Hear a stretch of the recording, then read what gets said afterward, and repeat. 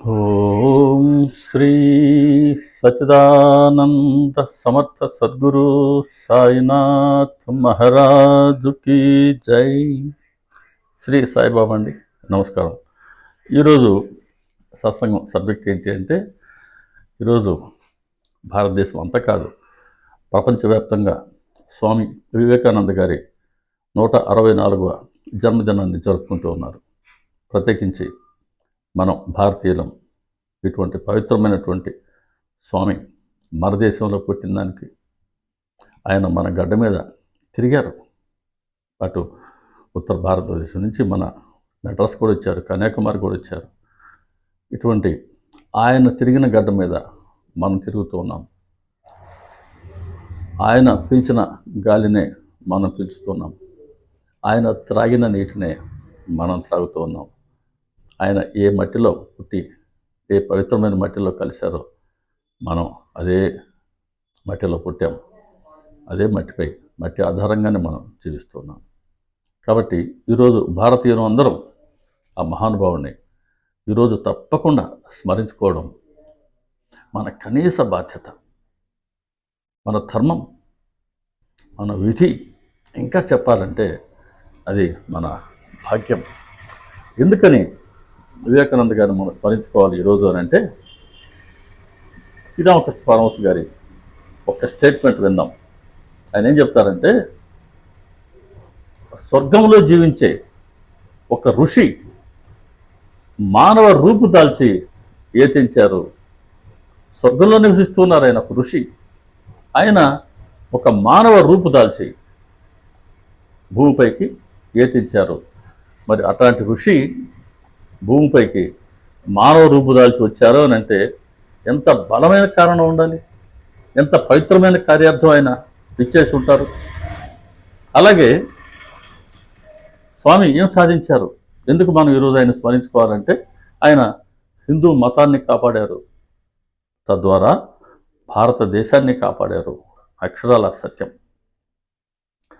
ప్రపంచ చింతనా ధోరణులను ఒక్క మలుపు త్రిప్పారు. ఇంకా జ్ఞానదానంద అని స్వామి గారి సోదర సన్యాసి శిష్యుడు ఆయన ఇచ్చిన స్టేట్మెంట్ ఏంటంటే, ఆయన చేసిన మంచి వ్యాఖ్య వివేకానంద గారి గురించి. ధీరుడైనటువంటి సన్యాసి, భయం లేదు, నిర్భయుడు. నువ్వు అసలు భయపడితేనే అది నీ బలహీనత అంటాడు, అంతే. దాన్ని మించింది లేదంటాడు. భయమే మృత్యు అంటాడు ఆయన. కాబట్టి ఎప్పుడు కూడా భయం ఆయనకి లేదు. మనల్ని కూడా భయపడొద్దు అంటాడు. ఎందుకు భయపడతావు అంటాడు. కాబట్టి ధీరుడైన సన్యాసి, చాలా ధైర్యవంతుడు. బాల్యం నుంచి ఆయన సన్యాసిగా దేశమంతా తిరిగినప్పుడు కూడా. అలాగే దేశభక్తుడైన సన్యాసి, the patriotic Saint of India అని కొనియాడింది యావత్ ప్రపంచం వారిని. దేశభక్తుడు. ఎక్కడికైనా వీళ్ళు నా దేశం, నా దేశ ప్రజలు, నా దేశ ప్రజలకి విద్య, వైద్యం, ఆహారం, ఈ 3 సమకూర్చాలి అన్నయ్య తపన పడ్డారు ఆయన. కాబట్టి ఆయన జనసామాన్యం కోసం విచ్చేశారు, పేదల కోసం ఆయన దుఃఖించారు. అందుకు ఆయన దేశభక్తుడైనటువంటి సన్యాసి.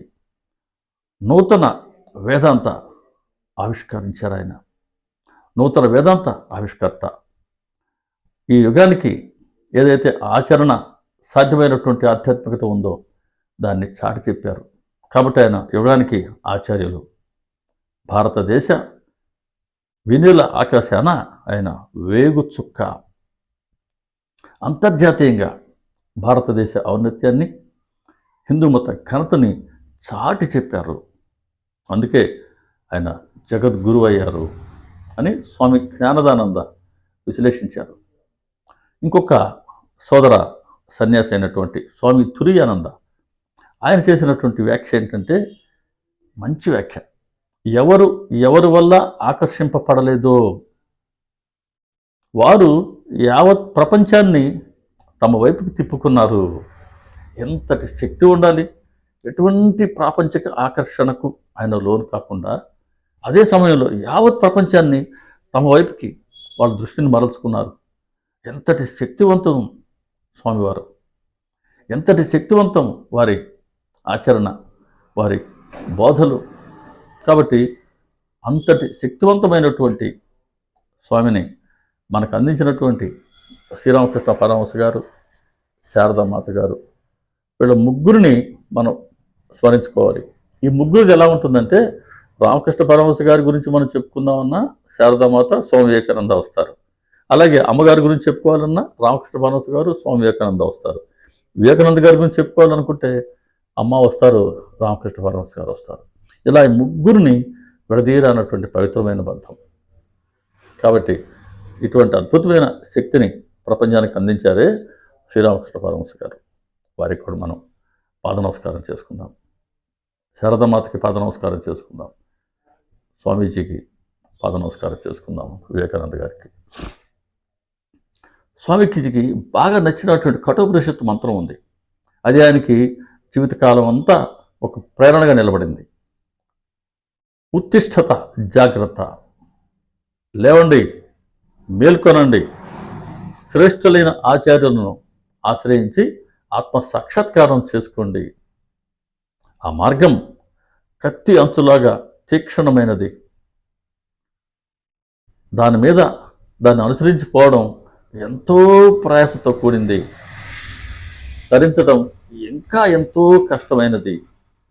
అయినా సరే శ్రేష్ఠులైన ఆచార్యులను ఆశ్రయించి సాక్షాత్కారం చేసుకోండి. లేయండి, మేల్కొనండి. Arise and awake till the goal is not reached. నీ లక్ష్యాన్ని చేరుకునేంత వరకు విశ్రమించనే వద్దు మిత్రమా అని ఆ రోజే పిలిపించారు స్వామి వివేకానంద. మరి ఏమి సాధించారు ఆ స్వర్గం నుంచి వచ్చిన ఋషి అంటే, ఆనాటి కాలాన్ని మనం ఒకసారి ప్రస్తావించుకోవాలి. ఒకవైపు ముస్లింల దండయాత్రలు, మరోవైపు ఆంగ్లేయుల దురాక్రమణలు. వీటి వల్ల హిందూ మత సంస్కృతి, సంప్రదాయాలు బాగా దెబ్బతిన్నాయి.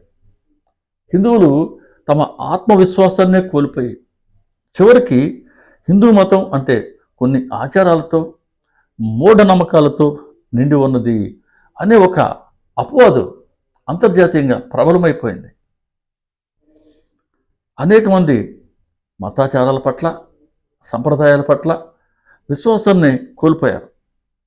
మత మార్పిడులు మాత్రమే శరణ్యం అని అందరూ భావించే నేపథ్యం.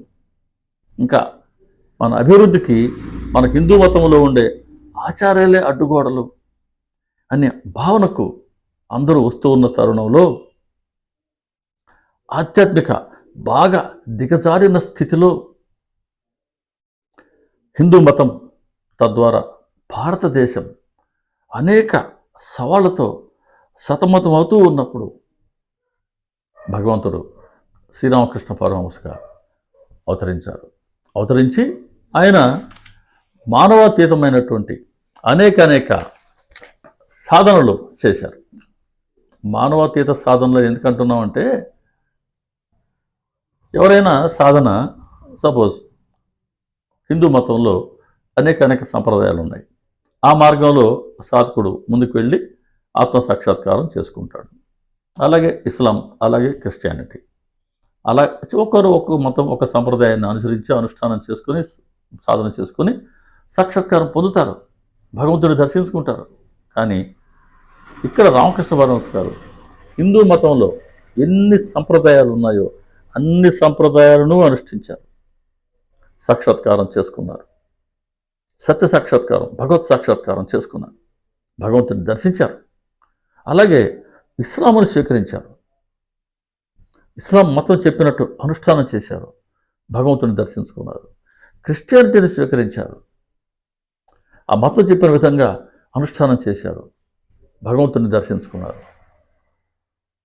ఆయన కనుక ఇలా అన్ని మతాల సంప్రదాయాల మార్గాల్లో ఆయన భగవంతుని సాక్షాత్కారం చేసుకున్న తర్వాత ఆయన ఇచ్చిన సందేశం ఏంటి అంటే, ఎన్ని మతాలు ఉన్నాయో అన్ని మార్గాలే భగవంతుడి సాక్షాత్కారానికి అని చెప్పారు. కొండ శిఖరం మీద దేవుడు ఉన్నాడు అనుకున్నాం, ఆ కొండ ఎక్కేందుకు చుట్టూ నలువైపులా ఎన్నెన్నో మార్గాలు ఉంటాయి. అరౌండ్ దట్ హిల్ ఎవరైనా సరే వాళ్ళకి నచ్చిన మార్గంలో కొండ ఎక్కే ప్రయత్నం చేస్తారు, శిఖరానికి చేరుకుంటారు. శిఖరం చేరుకోవడం అంటే లక్ష్యాన్ని చేరుకుంటారు, భగవత్ సాక్షాత్కారం చేసుకుంటారు. వారు ఏ మార్గంలో వస్తే ఏంటి? కాబట్టి ఏ మతంలో, ఏ మతం చెప్పిన మార్గంలో నువ్వు అనుష్ఠానం చేసుకుంటూ ముందుకు వెళ్తే చివరికి భగవంతుని దర్శించుకుంటూ ఉన్నావు. హిందూ మతమైనా, ఇస్లాం అయినా, క్రిస్టియానిటీ అయినా, లేదా వేరే మతమైనా. కాబట్టి ఎన్ని మతాలు అయితే ఉన్నాయో ప్రపంచంలో అన్నీ కూడా భగవంతుడి సాక్షాత్కారానికి మార్గాలే, అన్ని మార్గాలు అని తొలిసారి ప్రపంచానికి చాటి చెప్పినటువంటి జగద్గురు రామకృష్ణ పరమహంస గారు. ఇంకా ఆయన వేరే వేరే మతాల్లో ఉన్నటువంటి మంచిని స్వీకరించి అప్పట్లో మన హిందూ మతంలో ఉన్నటువంటి కొన్ని మూఢ ఆచారాలని, జీవన విధానంలో ఉన్నటువంటి కొన్ని దుర ఆచారాలని, వీటన్నిటిని ఆయన తీసివేశారు. తీసివేసి వాటి స్థానంలో ఉదాహరణకి ఇస్లాం మతం నుంచి శరణగతిని స్వీకరించారు. శరణగతి అంటే ఏంటి అంటే సుఖదుఖాలను, జీవితంలో మన సుఖదుఖాలు ఎదురవుతూ ఉంటాయి. ఇటువంటి సుఖదుఖాలన్నిటినీ యథాతథంగా స్వీకరించి భగవంతుడిపై ఆధారపడి మాత్రమే జీవిస్తూ ఉండటం శరణగతి. మంచి జరిగినా చెడు జరిగినా దాన్ని భగవంతుడిచ్చిందే కదా, దాన్ని యథాతథంగా స్వీకరించి భగవంతుడి అనుగ్రహంపై ఆధారపడి జీవించడం శరణగతి. ఇస్లాంలో ఉన్నటువంటి ఈ శరణగతిని స్వీకరించి, అలాగే క్రైస్తవ మతం నుంచి ప్రేమని, సోదర భావాన్ని స్వీకరించి, ఈ రెంటిని సామరస్యం, మత సామరస్యం అవసరం అని ఈ సామరస్యం అనేటువంటి ఒక పరికరాన్ని ఆయన జోడించారు హిందూ మతానికి. అలా ఆయన సామరస్య ప్రవక్త అయితే, శ్రీరామకృష్ణులు ఆవిష్కరించినటువంటి ఈ సత్యాన్ని ఎన్ని మతాలు అన్ని మార్గాలు అంచేదని, అలాగే సామరస్యం అనే సామరస్యంతో కూడినటువంటి హిందూ మతాన్ని, ఇందులో ఉన్నటువంటి భావజాలాన్ని ప్రపంచానికి అందరికీ చాటి చెప్పిన వారు స్వామి వివేకానంద. అద్భుతమైనటువంటి ఇంగ్లీషు భాష ప్రవీణులైన, అంత పట్టు ఉండేది వారికి ఇంగ్లీష్ భాష మీద. కాబట్టి ప్రపంచం అంతా తిరిగారు, ముఖ్యమైన దేశాలు తిరిగారు. అప్పటి వరకు భారతదేశం పట్ల, హిందూ మతం పట్ల ఉన్నటువంటి అపోహల్ని, చెడు అభిప్రాయాల్ని, ఆయన చులకన భావాన్ని ఆయన తొలగించారు. అలా భారతదేశ ఔన్నత్యాన్ని, హిందూ మతం ఘనతని చాటి చెప్పడం జరిగింది. స్వామి వివేకానంద మన మతంలోనూ, సంస్కృతి, మన సామాజిక జీవన విధానంలో ఉన్నటువంటి నిరర్థకమైనటువంటి, కాలం చెల్లినటువంటి వాదనలని, మూఢనమ్మకాలను ఆయన తొలగించారు. వాటి స్థానంలో అనేక చక్కటి అంశాలని జోడించి ఈ యుగంలో, అంటే ఈ ఆధునిక యుగంలో మన అవసరాలకి, ఆధ్యాత్మికతను ఎలా వినియోగించుకొని వ్యక్తి అభివృద్ధికి, సామాజిక అభివృద్ధికి, దేశ అభివృద్ధికి ఎలా వినియోగించుకోవాలో ఆయన చాటి చెప్పారు. అలా అనేక అంశాల మధ్య ఉన్నటువంటి సమన్వయాన్ని, సమతుల్యతని ఆయన గమనించి వాటన్నిటిని సమన్వయపరిచారు. అలా ఆయన సమన్వయ ప్రవక్త అయ్యారు స్వామి వివేకానంద. ఈరోజు ప్రపంచమంతా ఒకే కుటుంబం, వసుధైక కుటుంబం, వసుధైక సంస్కృతి అన్న ఆలోచన ధోరణి ఈరోజు ఉన్నది కదా. దీనికి మూలం స్వామి వివేకానంద, దీనికి మార్గదర్శి స్వామి వివేకానంద. ఈ విధంగా అప్పటి కాల ఆవశ్యకతకు, మన భారతదేశ ఆవశ్యకతకు, ప్రపంచ ఆవశ్యకతకు ఇటువంటి నూతన వేదాంతాన్ని ఆయన ఆవిష్కరించడానికి ఒక చక్కటి సందేశంతో ఆయన అవతరించారు స్వామి వివేకానంద. అవతరించారనంటే అవతరించిన తర్వాత ఈ కార్యాన్ని ఆయన సాధించారు. అందుకు ఈరోజు వారిని మనం స్మరించుకోవాలి. ఈరోజు ప్రత్యేకం, వారి 164వ జయంతి అని చెప్పుకున్నాం కదా. ఈరోజు వారి జీవితంలోని కొన్ని అంశాలనైనా మనం స్మరించుకొని, ఎంత త్యాగం చేశారు, వాళ్ళ జీవితం అంతా దేశం కోసం, మతం కోసమే, పేద ప్రజల కోసం విద్య, వైద్యం, ఆహారాన్ని సమకూర్చడం, మందిరాల్లో మాధవుడి సేవ, బయటకు వస్తే సమాజంలో మానవ సేవ. రామకృష్ణ పరమహంస గారు చెప్పినట్టుగా మానవ సేవే మాధవ సేవ అని ఈ రెంటిని వాళ్ళు ఆచరించారు. ఆ బృందానికి, సన్యాస శిష్య బృందానికి స్వామి వివేకానంద గారు నాయకుడిగా ఉంటూ, ఆయన ఇప్పుడు బేలాపూర్ మఠం, రామకృష్ణ మఠం, మిషన్ ఇవన్నీ ఇంతగా ఉండి ఇంతగా సేవ చేస్తున్నాయనంటే స్వామీజీ కృషి ఎంతో ఉంది. కాబట్టి అటువంటి వారి త్యాగమయ జీవితాన్ని, వారి పరమ పావన జీవితాన్ని ఒక్కసారి మనం ఈరోజు స్మరించుకొని కొద్దిమేరకైనా స్వామీజీకి, వారి పాదాలకి ప్రేమగా నమస్కారం చేసుకుందాం. అలాగే ఆత్మీయంగా, ప్రేమగా ఒక కన్నీటి చుక్కని ఆయన పాదాల వద్ద సమర్పించుకుందాం. ఇది మనందరి బాధ్యత. ముందు మనం చెప్పుకున్నట్టుగా మన ధర్మం, మన విధి, మన భాగ్యం కూడా. స్వామీజీ గారు బాల్యం గురించి మనం ఆలోచిస్తే, కలకత్తాలో సిమలాపేటలో ఉండే క్షత్రియ వంశంలో స్వామీజీ దత్త కుటుంబం, అక్కడ జన్మించారు. ఆయన తండ్రి గారి పేరు విశ్వనాథ్ దత్త. ఈయన మంచి ఉన్నతమైన చింతనాసారులు ఉండేటువంటి వారు, విశాలమైన హృదయం ఉండేటువంటి వారు, మంచి వ్యక్తిత్వం ఉన్నటువంటి వారు, మంచి సంపాదన ఉండేది. కానీ ఎంత ఉదారులంటే ఎడాపెడా ఖర్చులు పెట్టేవారు.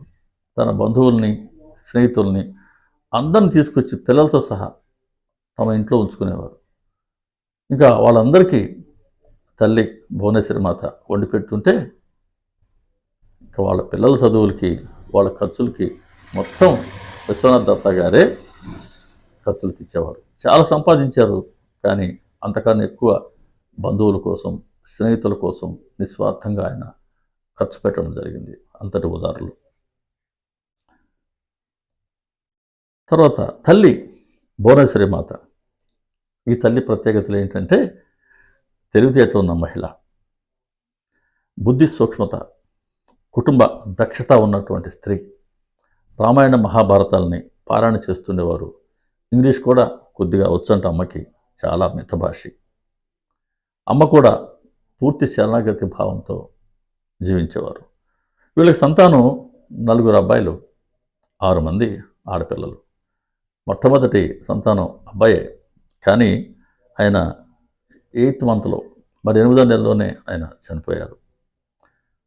సరే, తర్వాత వరుసగా 3 అమ్మాయిలు, 4 అమ్మాయిలు కలిగారు. చిత్రం ఏంటంటే, మొదటి అమ్మాయి 2.5 సంవత్సరాలు చనిపోయారు. మూడో అమ్మాయి, అంటే మూడో సంతానం, రెండో అమ్మాయి హరమణి, ఈవిడ 22 ఇయర్స్కి చనిపోయారు, 22 ఏళ్ళకి. తర్వాత అమ్మాయి స్వర్ణమణి, ఈవిడ మాత్రం 72 సంవత్సరాలు జీవించారు. వాళ్ళ 6 మంది అమ్మాయిలలో ఎక్కువ కాలం జీవించిన వారు ఈ స్వర్ణమణి అని ఆవిడ. వీరి తర్వాత ఇంకొక అమ్మాయి పుట్టారు. ఆ అమ్మాయి యుక్త వయసులో చనిపోయారు. తర్వాత వాళ్ళకి ఇంతకాలమైనా కూడా కుమారుడు కలగలేదని తల్లిదండ్రులు ఇద్దరు కూడా, విశ్వనాథ్ దత్త గారు, భువనేశ్వరి గారు, భగవంతుడిని ప్రార్థించారు. భువనేశ్వరి దేవి అయితే కాశీలో ఉండేటువంటి వీరేశ్వర శివుడికి ఆ సోమవారం వ్రతం చేసుకున్నారు. అలా ఆ ఇద్దరి ప్రార్థనలని భగవంతుడు ఆలకించి ఒక చక్కటి సంతానాన్ని ఇచ్చారు స్వామి వివేకానంద గారి రూపంలో. అలా ప్రార్థనతో కలిగేటువంటి సంతానం శ్రేష్టమైనటువంటిది అని వ్యాఖ్యానిస్తారు ఈ వివేకానంద గారి జీవిత చరిత్ర రచించినటువంటి గ్రంథకర్త. నరేంద్రుడి తర్వాత కిరణ్ బాల అనే అమ్మాయి పుట్టింది. ఆవిడ 16 సంవత్సరాలు ఉన్నారు.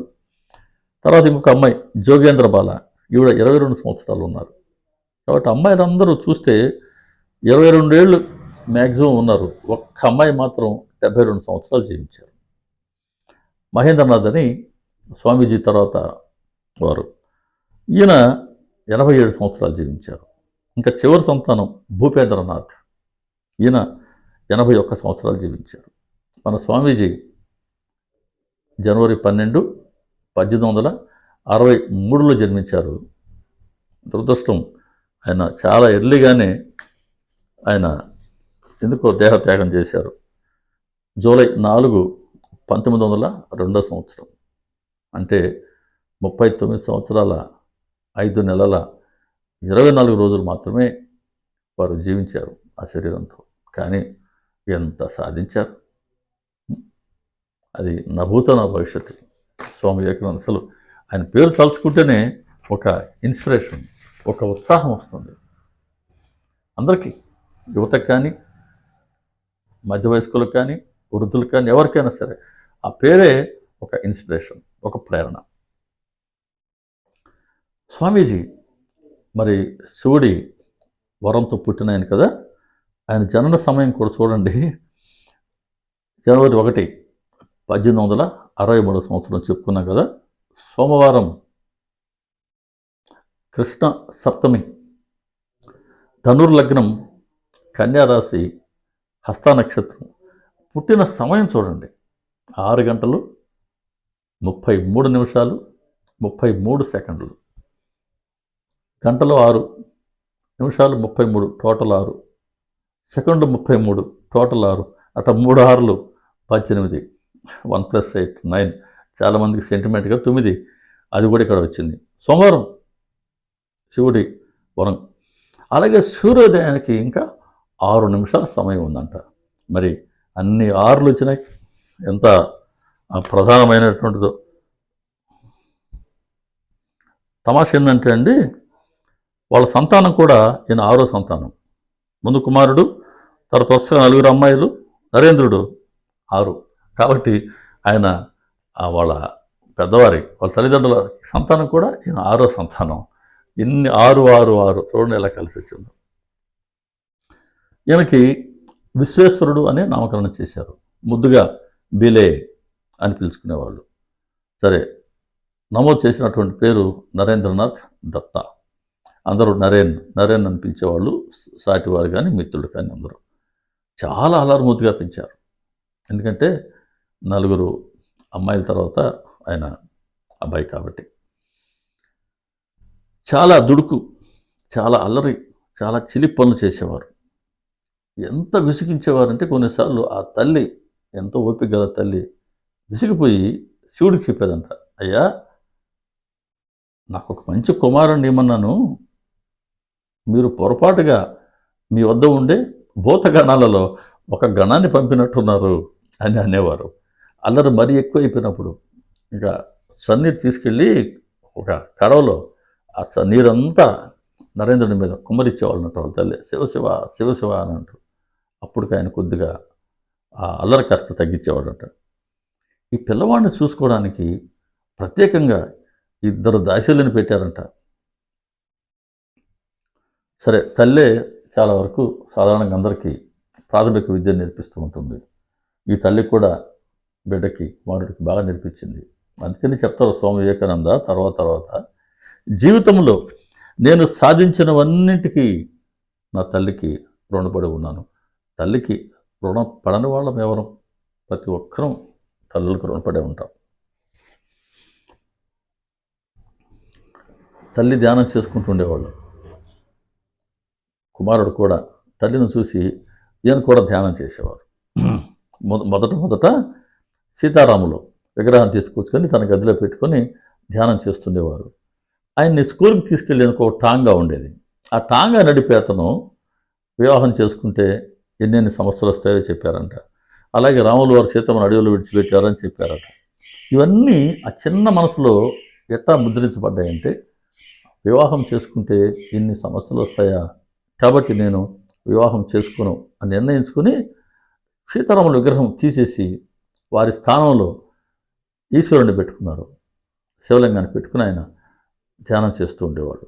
ధ్యానం ఎంత బాగా ఉండేదనంటే, ఆయన స్వతహాగానే ధ్యానసిద్ధుడు, నరేంద్రుడు ధ్యానసిద్ధుడు అన్నారు రామకృష్ణ పరమహంస గారు. ఎంతో అసలు చిన్నతనం నుంచి ధ్యానం అబ్బేది. ఆయన ప్రత్యేకత ఏంటి అంటే, ఆయన రాత్రి పడుకోగానే ఒక విపరీతమైన కాంతిపుంజం అలా గదంతా విస్తరించి అదొక గోళం రూపంలో, అంటే బాల్ రూపంలోకి వచ్చేసి దొలుకుంటూ ఆయన వద్దకు వచ్చి ఉండేదంట. ఆ గోళం కాంతిలో దాని వెలుగులో మరి ఆయన పడుకునేవారు. నిద్రపోయేటప్పుడు ఆ గోళం వెలుగుతూనే ఉండేదట. కాబట్టి ఆ కాంతిలో, ఆ గోళం వెదజల్లే కాంతిలో మరి నిద్రించేవారు స్వామి వివేకానంద. అందరికీ ఇలాగే ఉంటుంది అనుకున్నాడు ఆయన. కానీ ఎప్పుడో ఒకసారి ఒక డిస్కషన్ వచ్చింది సాటివాడితో, ఫ్రెండ్తో. నీకు అట్లా గోళం కనబడుతుందా పడుకున్నప్పుడు అన్నాడు. అబ్బే అన్నాడు. మనకు కనబడద్దు ఏంటి? అబ్బే అన్నాడు. అప్పుడు అర్థమైంది, ఓహో అందరికి లేదనమాట ఇది, నాకు మాత్రం ఉందన్నమాట అని ఆయన అనుకున్నారు. ధ్యానం చేసేటప్పుడు కూడా ఆయన చిన్నతనంలో ఇంకో 7 సంవత్సరాల వయసులోనే ఒక పిల్లాడు ఫ్రెండ్ ఇద్దరు కలిసి వెళ్ళి పైన తమ గదిలో ఉండిపోయారు. చాలా పెద్ద ఇల్లు కలకత్తాలో, మా అందరం చాలామంది చూస్తుంటాం మనం. ఓ ఎన్ని గదులో, ఎంతంత పెద్ద గదిలో. కాబట్టి ఒక్కొక్కరికి ఒక్క గది. అందుకనే విశ్వనాథ్ దత్త గారి బంధువులు స్నేహితులు వచ్చి వాటిల్లో తిష్ట వేశారు. అన్ని గదులు ఉన్నాయండి. ఎంత పెద్ద ఇల్లు, ఎన్ని దగ్గర స్టైర్ కేసులు ఉన్నాయో. అసలు అంత పెద్ద ఇల్లు చూస్తేనే కంటికి ఆనందంగా ఉంటుంది. ఈయన గదిలో తన స్నేహితుడిని తీసుకెళ్ళి ఇద్దరు ధ్యానం చేసుకుంటున్నారు. సాయంత్రం అయిపోయింది, చీకటి పడింది, పిల్లలు ఇంటికి రాలేదు. పెద్దవాళ్ళు, వాళ్ళ పెద్దవాళ్ళు, వీళ్ళ పెద్దవాళ్ళు మొత్తం వెతుక్కున్నారు. చివరికి ఒక బంధువు వచ్చి పైన గదిలో చూద్దాం అని వస్తే తలుపులు వేసి ఉన్నాయి. తలుపులు తట్టారు దబదబా దబదబా అని. ఉలుకులేదు పలుకులేదు. కానీ లోపల అయితే గడి పెట్టినారు కాబట్టి లోపల ఉన్నాడు నరేంద్రుడు అని తెలుస్తుంది. ఇంకో తలుపులు బ్రద్దలు కొట్టారు. ఇంకా కూడా ఉన్న కుర్రాడు భయపడిపోయి పారిపోయాడు. కానీ వివేకానంద గారు లేచి వచ్చి, ఏంటిది ధ్యానం చేస్తుంటే ఎందుకు లేపారు నన్ను అని వాళ్ళ మీద కోప్పడ్డారు. అంటే తలుపులు దబదబా తడుతున్నా కూడా ఆయనకి బయటకు రాలేదు. అది కూడా ఆయన డిస్టర్బెన్స్ కలిగించలేదు. అంత ప్రగాఢమైన ధ్యానంలో ఉండేవారు ఆ చిన్న వయసు నుంచి కూడా. అది ఆయన ప్రత్యేకత. ఇంకా సాధువుల పట్ల బలి అనురక్తి, ఈశ్వరుడి పట్ల చాలా ప్రేమ. వాళ్ళ తాతగారు సన్యసించారు, వెళ్ళిపోయారు ఆయన కుటుంబాన్ని విడిచిపెట్టి, వీళ్ళ విశ్వనాథ దత్త గారి నాన్నగారు. అలాగే ఈయన కూడా ఒంటికంతా ఊది పూసుకొని శివుడిలాగా కౌపీనం పెట్టుకొని వాళ్ళ అమ్మతో చెప్పేవాడు అప్పుడప్పుడు, నేను కూడా సన్యాసిని అవుతాను, బాలవక్కు బ్రహ్మవక్కు. ఇంకా శివుడు వేషం వేసుకొని అంతా విభూది ఒంటి నిండా పూసుకొని కౌపీనం పెట్టుకొని, చూడమ్మా నేను శివుడిని అయిపోయాను, నేను శివుడిని శివోహం అని అంటుండేవాడట. వాళ్ళ తల్లి భయపడుతూ ఉండేదట. ఏంటి కుర్రాడు ఇప్పటి నుంచి ఎలా అంటున్నాడు, మరి వాళ్ళ తాతగారిలాగా ముందు ఏమవుతుందో అని ఎక్కడో వాళ్ళ తల్లి మనసులో అది ఉంది. ఎవరో చెప్పారు, ధ్యానం చేస్తూ ఉంటే శిరోజాలు పెరిగిపోయి భూమిలోకి కూరుకుపోతాయి అని. ఇక ధ్యానంలో కూర్చున్నప్పటి నుంచి కాసేపటికి వెనక్కి తిరిగి చూసుకునేది, శిరోజాలు పెరిగాయా భూమిలోకి దిగినాయా అని చూసుకునేవారట. అంటే అంతటి భక్తిపరంగా ఎవరు ఏది చెప్పినా పూర్తిగా విశ్వసించేవాళ్ళు, చిన్నతనం నుంచి భగవంతుడు ఉన్నారు అని పరిపూర్ణంగా నమ్మినటువంటి వారు. ఎవరు చెప్పారు మనల్ని భగవంతుడు గమనిస్తూ ఉంటారు జాగ్రత్త అని. వెంటనే పోయి రూమ్లో తలుపేసుకుని మంచం మీద పడుకుని కప్పు వైపు చూస్తున్నాడు.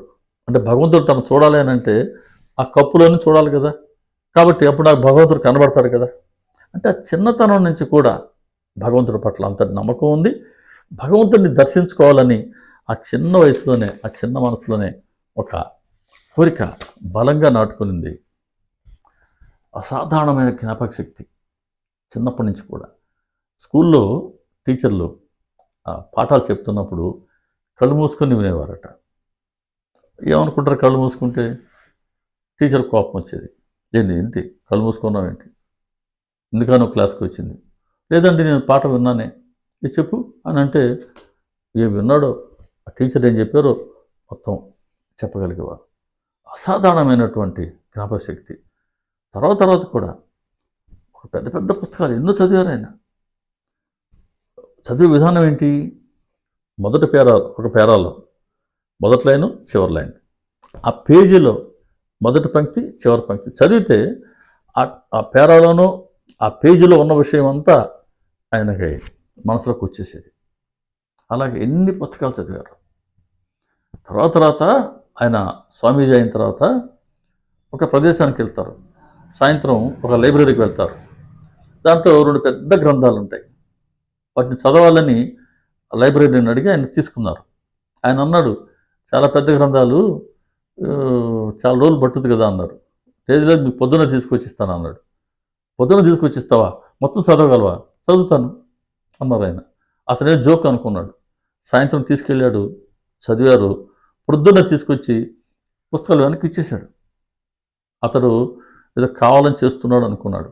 ఏంటి చదివావా అన్నారు. చదివాను అన్నారు. నేను అడగనా? అడగమన్నారు.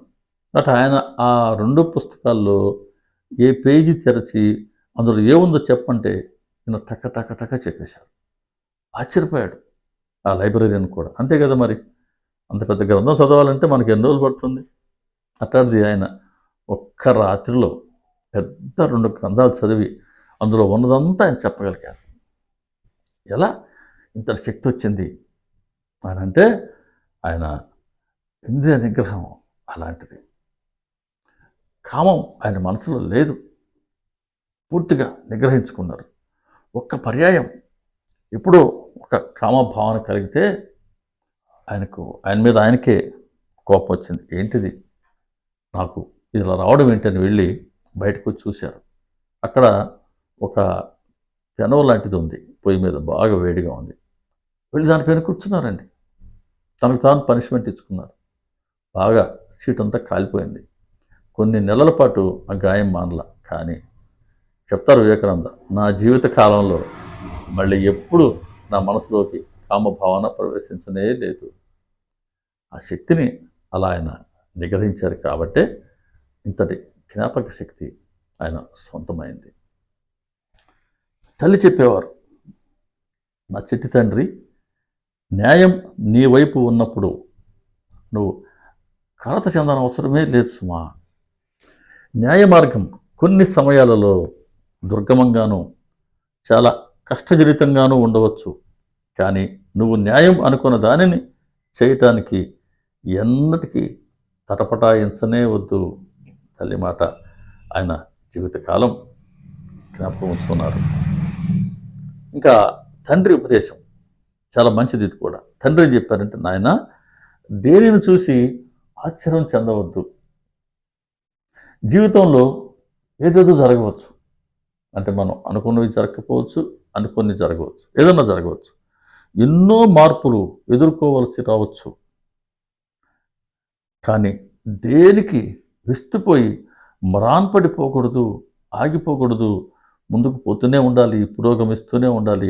ఇది భగవంతుని రాజ్యం, ఏదైనా జరగవచ్చు అని గ్రహించి ఎప్పటికప్పుడు నీవు పురోగమిస్తూనే ఉండు అని తండ్రి చెప్పిన మాట ఆయనకు ఒక మంచి ప్రేరణ ఇచ్చింది. దాన్ని జీవితాంతం ఆయన గుర్తుంచుకున్నారు. యాక్చువల్గా ఆ మాట ఆయనకు అది ఒక మార్గదర్శక సూత్రం అయింది, తండ్రి ఇచ్చినటువంటి ఉపదేశం. ఇందాక స్వామీజీ చెప్పారు జ్ఞానదానంద ధీరుడైన సన్యాసి అని. చిన్నతనంలోనే ఎంతో ధైర్య సాహసాలు కలిగినటువంటి వారు స్వామి వివేకానంద. వాళ్ళ ఒక మిత్రుడి ఇంట్లో సంపెంగ చెట్టు ఉండేదట. వీళ్ళు పిల్లలందరూ వెళ్ళి ఆ కొమ్మలో ఎక్కి దూకుతూ తలకిందుగా విరాలాడుతూ ఆడుకుంటుండేవాళ్ళు. ఆ ఇంటి పెద్ద ఒక ఆయన ముసలాయన పిల్లలకి దెబ్బ తగులుతాయని పిలిచి, నరేన్ ఈ చెట్టు పైన ఆడుకుంటున్నావా అన్నాడు. అవునండి, ఈ చెట్టు పైన రాక్షసుడున్నాడు, నిన్ను పట్టుకుంటాడు అన్నాడు భయం నటిస్తూ. అవునా, రాక్షసుడు ఉన్నాడా? సరే అన్నాడు. సరే పిల్లాడు భయపడ్డాడు కదా అని ఆ వృద్ధుడు వెళ్ళిపోయాడు. ఇంకా ఈయన పక్కపక్క రవి మన చెట్టు ఎక్కాడు. సాటి వాళ్ళు పిల్లలు అంటున్నారు, అదేంది నరేన్, రాక్షసుడు ఉన్నాడు కదా, మనల్ని పట్టుకోడా, నీకు భయం లేదా అంటే, అరే రాక్షసుడు ఉండాలే కానీ మనం ఎప్పటి నుంచి ఆడుకుంటున్నాం, మనల్ని ఎప్పుడో పట్టుకొని ఉండాలి కదా. అతని మాటలు నేను నమ్ముతానా? దేదైనా సరే తన అనుభవానికి వస్తే మాత్రమే నమ్మేవాడు ఇటువంటివి. కానీ భగవంతుడు ఉన్నాడు అని మాత్రం గట్టిగా విశ్వసిస్తున్నాడు. అంత ధైర్యం ఆ చిన్నతనంలోనే ఉంది. ఇంకా సన్యాసి అయిన తర్వాత ఓ పర్యాయం ట్రైన్లో ప్రయాణం చేస్తున్నాడు. ఒక కంపార్ట్మెంట్లో ఒక సెల్లో స్వామీజీ ఉన్నారు. ఈయన షూస్ ఉన్నాయి, అక్కడ చెప్పులు ఉన్నాయి. ఆ ఇంకొక ఇద్దరు బ్రిటిష్ వాళ్ళు ఆ ట్రైన్లో ప్రయాణిస్తున్నారంట. స్వామీజీని చూసి వాళ్ళు కొద్దిగా చులకన భావంతో చూస్తూ ఉన్నారు. సరే, ఈయన స్వామీజీ వాళ్ళ షూస్ వేసుకున్నారు. స్వామీజీ గారు ఆయన కోట్ కప్పుకున్నారు చలికి. స్వామీజీకి చెప్పులు లేవు. సరే, వాళ్ళు ఏం చేశారు, ఆ ఇద్దరు బ్రిటిష్ వాళ్ళు ఒకసారి స్వామీజీ కాస్త నైట్ పడుకొని ఉంటే కోటు తీసి బయట విసిరేశారు. అంటే ఈయన ఆట పట్టించాలని, అంత చులకన. సరే, వాళ్ళు నిద్రపోయారు. తర్వాత స్వామీజీ మేల్కొన్నారు, చూశారు కోట్ లేదు. ఓహో, వీళ్ళ పని అనుకున్నాడు. వాళ్ళ షూస్ ఉన్నాయి కదా, అవి బయట వేసాడు. పొద్దున్న లేచి వాళ్ళు చూసుకున్నారు, ఎటుపోయినా షూస్ అంటే అడిగారు, ఆ షూస్ ఏమని. స్వామీజీ చెప్పారు, your shoes have gone in search of my coat. నా కోట్ను వెతుక్కుంటూ మీ బూట్లు వెళ్ళాయి అని చెప్పారు. వాళ్ళకి అర్థమైంది, ఆహా, మనం కోటు పాడేసామని ఇతడు బూట్లు పాడేస్తాడా అని, మేము గొప్పవాళ్ళం కదా అని ఇద్దరు కలిసి ఆయన మీద కలియబడ్డానికి వచ్చారు. స్వామి భయపడలేదు. మంచి 175 సెంటీమీటర్ల హైటు, అంటే 5 అడుగుల 10 అంగుళాల హైట్ ఉండేవారు. బాగా బలంగా ఉండేవాళ్ళు. ఈయన కూడా వాళ్ళకేం తగ్గలేదు, చేతులు మడిచారు రండి అన్నట్టుగా. వాళ్ళు భయపడ్డారు ఈయన ఆకారం చూసి. అమ్మో అనుకున్నట్ట, ఎప్పుడు దేనికి భయపడలేదు, ధర్మానికే. ఎప్పుడు ధర్మం, సత్యం, అంతే. అంత పవిత్రమైన అంతఃకరణ కలిగినటువంటి స్వామీజీ. కాబట్టి ఆయన ధీరుడైన సన్యాసి, దేశభక్తుడైన సన్యాసి. పేద సాధన కోసం వీళ్ళకి ఇప్పుడు ఆధ్యాత్మికత కన్నా అప్పటి సమాజానికి, ప్రజలకు అవసరమైంది ఏంటి? విద్య, వైద్యం, ఆహారం. ఆహారం లేక చనిపోయేటువంటి రోజులు. విద్య లేదు, వైద్యం సరిగ్గా అందేది కాదు. అందుకే చాలా అర్లీ వయసులోనే మరణాలు ఎక్కువ ఉండేటివి. ఇప్పుడు వీళ్ళ కుటుంబంలో చూసాం మనం, ఎంతమందికి చాలా తక్కువ ఏజ్లో చనిపోయారని. ఇక పేదలు సాధన సంగతి చెప్పాలన్నా, ఆ రోజుల్లో కలరా వ్యాధి వచ్చిందా ఇంకా అది తుడిచిపెట్టుకొని పోయేవాళ్ళు ఒక ప్రాంతం అంతా. ఒకసారి అలాంటి వ్యాధి ప్రబలంగా వ్యాపించున్నప్పుడు కూడా సన్యాసీషులు అందరూ కూడా వెళ్ళి వాళ్ళ ఇళ్ళలో జొరబడి వాళ్ళకి వైద్య సేవలు అందించారు. వాళ్ళ టాయిలెట్స్ క్లీన్ చేశారు, మలమూత్రాలు ఎత్తి బయటకు పోశారు. అంతటి సేవని నిస్వార్థంగా చేశారు. కాబట్టి పేదల సాధలంటే స్వామికి ఎంత ప్రేమో. వాళ్ళకి విద్యను అందించాలని, ఆహారాన్ని అందించాలని, వైద్య సేవలు అందించాలని ఆయన తపన పడ్డారు. విదేశాలలో ఆయన ప్రవచనాలు చెప్పినప్పుడు వచ్చినట్టు విరాళాలన్నీ భారతదేశ పేదల కోసం మాత్రమే ఆయన వినియోగించారు. కాబట్టి దేశభక్తుడైన సన్యాసి. చిన్నప్పటి నుంచి నాయకత్వ లక్షణాలు బాగా ఉండేటివి. 14 ఏళ్ల వయసు ఉన్నప్పుడు కూడా ధైర్యానికి ఇంకొక ఉదాహరణ, నాటకం జరుగుతూ ఉంది. అప్పట్లో నాటకాలే కదా అందరికీ ఎంటర్టైన్మెంట్. వెళ్ళి నాటకం చూస్తున్నారు నరేంద్రుడు కూడా. ఆ నాటకం వేసేటువంటి ఒక ఆర్టిస్ట్ని అరెస్ట్ చేసేందుకు మధ్యలో పోలీసు వచ్చారు. నాటకం జరుగుతూ ఉంది, వాళ్ళు వచ్చి అతన్ని బయటికి రమ్మంటున్నారు, నేను అరెస్ట్ చేస్తున్నామన్నారు. వెంటనే నరేంద్రుడు గట్టిగా అరిచారట, నాటకం జరుగుతూ ఉంది, మధ్యలో అరెస్ట్ ఏంటి, నాటకం అయినంత వరకు ఉండండి, తర్వాత తీసుకువెళ్ళండి, మేము ఒక్కో మధ్యలో అరెస్ట్ చేస్తే అని గట్టిగా అన్నారు. 14 ఏళ్ళ కుర్రాడు, ఎవరైనా చూస్తే 14 ఏళ్ళ కుర్రాడు. ఇంకా అందరూ అదే మాట అన్నారు. అప్పుడు జనం తిరగబడతారేమోనని భయంతో పోలీసులు వెనక్కి ఆగి నాటకం అయ్యేంత వరకు ఉండి తర్వాతనే ఆ వ్యక్తిని వాళ్ళు అరెస్ట్ చేశారు. ఇటువంటి ధైర్య సాహసాలు ఆయన సొంతం. అద్భుతమైన తెలివితేటలు, అద్భుతమైన జ్ఞాపక శక్తి, భగవంతుడు ఉన్నారు అని విశ్వసిస్తున్నారు, భగవంతుని దర్శించుకోవాలి అనే తపన. సత్యం అంటే భగవంతుడు ఉన్నారన్న సత్యం. భగవంతుడు అంటూ ఉన్నప్పుడు ఆయన్ని దర్శించుకున్న వాళ్ళు కొంతమంది అయినా ఉంటారు. అంటే ఆయన దర్శించుకునేందుకు ఒక మార్గం ఏదో ఉండి తీరాలి. అది ఎవరికి తెలుస్తుంది? ఎవరైతే భగవంతుని దర్శించుకున్నారో వాళ్ళకి మాత్రమే తెలుస్తుంది. అటువంటి వాళ్ళ కోసం ఆయన అన్వేషిస్తూ ఉన్నారు. అప్పట్లో 16 ఏళ్ల కుర్రాడు రోజు ధ్యానం చేస్తుండేవాడు. ఆ కళ్ళు కూడా అంత శక్తివంతంగా ఉండేటి ధ్యానం చేసి చేసి చేసి ఎక్కడ ఆధ్యాత్మిక కార్యక్రమం జరిగినా, ఎక్కడ ప్రవక్తలున్నా, ఎక్కడ మంచి జ్ఞానులు ఉన్నారు అనుకున్నా కూడా ఆ కార్యక్రమానికి వెళ్ళేవారు. వాళ్ళ ప్రవచనం పూర్తయ్యాక హఠాత్తుగా వాళ్ళ ముందుకు వెళ్ళి, అయ్యా మహాశయ మీరు భగవంతుని దర్శించారా? 16 ఏళ్ళ కుర్రాడు ఇలా చేతులు కట్టుకుని అలా అడిగితే తీక్షణంగా చూస్తూ ఏం చెప్పాలి జవాబు? ఎంతమంది దర్శించుకున్నారు? కానీ ఏదో వాళ్ళు సమాధానం చెప్పేవాళ్ళు. వాళ్ళ సమాధానంతో తృప్తి కలగలేదు. ఆయన అన్వేషణ అంటే సత్యాన్ని దర్శించుకున్నటువంటి ఒక వ్యక్తి కోసం ఆయన అన్వేషణ జరుగుతూనే ఉంది. కాలానుగుణంగా అదే సమయంలో రామకృష్ణ పరమహంస గారు దర్శనం సాక్షాత్కారం చేసుకున్నారు, భగవద్ దర్శనం చేసుకున్నారు. చేసుకోవడమే కాకుండా తాను దర్శించుకున్నటువంటి సత్యాలని ప్రపంచానికి తెలియచేసేందుకోసంగా కొంతమంది శిష్యులు కావాలని, ఒక ఒక బృందం కావాలని వీళ్ళ కోసం ఆయన ఎదురు చూస్తూ ఉన్నారు. కాబట్టి గురువు శిష్యుల కోసం ఎదురు చూస్తున్నారు, శిష్యుడు గురువు కోసం ఎదురు చూస్తున్నాడు. ఈ ఇద్దరి మధ్య మొదటి కలయిక, రెండో కలయిక, మూడో కలయిక జరిగింది. కలయిక జరిగిన తర్వాత రామకృష్ణ పరమహంస గారి గురించి నరేంద్రుడు పూర్తిగా తెలుసుకొని అప్పటి నుంచి ఆయన్ని ఆశ్రయించారు. అదంతా మంచి మంచి మధురమైనటువంటి ఘట్టాలు ఉన్నాయి. కాస్త మనం డీటెయిల్గా స్మరించుకోవాలనంటే, తర్వాత రామకృష్ణ పరమహంస గారు ఏ సత్యాన్ని ఆవిష్కరించుకున్నారో వాటిని ప్రపంచానికి చాటి చెప్పారు. అప్పటి వరకు హిందూ మతం పట్ల అంతర్జాతీయంగా ఉన్నటువంటి చులకన భావాన్ని, అపోహల్ని తొలగించారు. ఎంతోమంది విదేశీయులు కూడా స్వామీజీ వెంట వచ్చి మన దేశంలో స్థిరపడ్డారు, సోదర నివేదిత లాంటి వాళ్ళు. అలా హిందూ మతాన్ని ఇంకా అక్కడి నుంచి చాలామంది ఇంత మంచి మతమా, మనం పొరపాటు పడ్డామే అని మత మార్పిడిలాగే హిందూ మతాన్ని చాలా భక్తి శ్రద్ధలతో నవీకరించారు కదా, ఆ ప్రకారం జీవన విధానాన్ని మార్చుకున్నారు. అందుకనే అప్పటి నుంచి ఎప్పటికీ కూడా హిందూ మతం ఒక ఈ జీవన స్రవంతి నిత్య కళ్యాణం పచ్చతోరణంగా సాగుతూనే ఉంది.